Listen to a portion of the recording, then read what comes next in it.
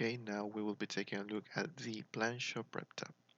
On this tab, we will be selecting which doors and which hardware we will be needing to send for shop prep later on. Now in here, we will only mark them for required shop prep, and we won't really be creating a shop prep task yet. So the first thing that we want to do is to select which doors require shop prep.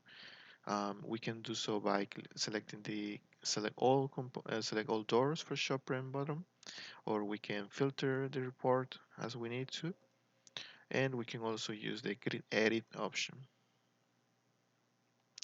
In here, we can just select whichever doors we need to send for shop prep, and technically we can already select a shop prep tentative date. However, since we haven't received the components yet, we might not really know which date we will be needing to send the doors or the components for shop prep. So if we need to, we can just leave it blank for now.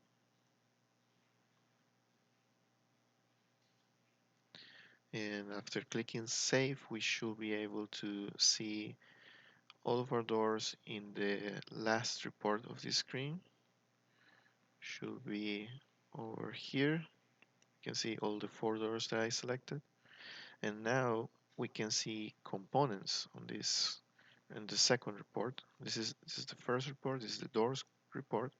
Then there's the hardware report, which didn't have anything before because I hadn't selected any doors, but now it has all of the components or all of the hardware related to the doors that I selected.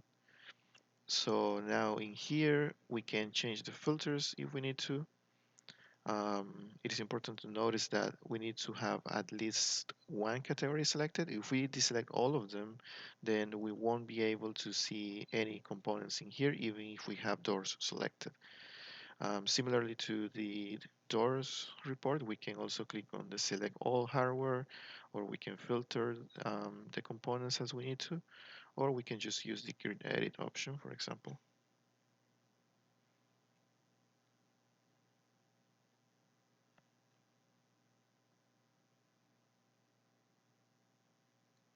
And in here, we can select whichever components we need.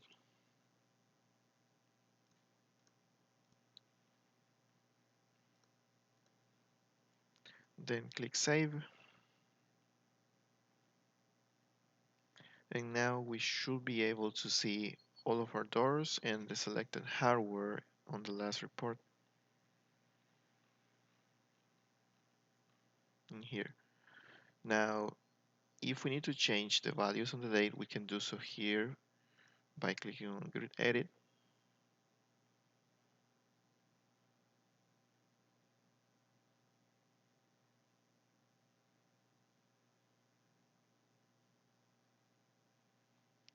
And then we can change the values of the date by clicking here. We can double click to get this little box for that allows us to click on here and select the date that we need. And then we can just click off the little box to set the date. And one thing that we can do here is, since we can see all of the components by mark, we can just, for example, select a date for the first component that we see, and then we can click all of the components for a single mark, and we can right click, fill down, and that will set the value that we had on the first component for all of the other components. This way we should be able to get the same date for all of the components for a single mark in an easier way than having to fill down all of them.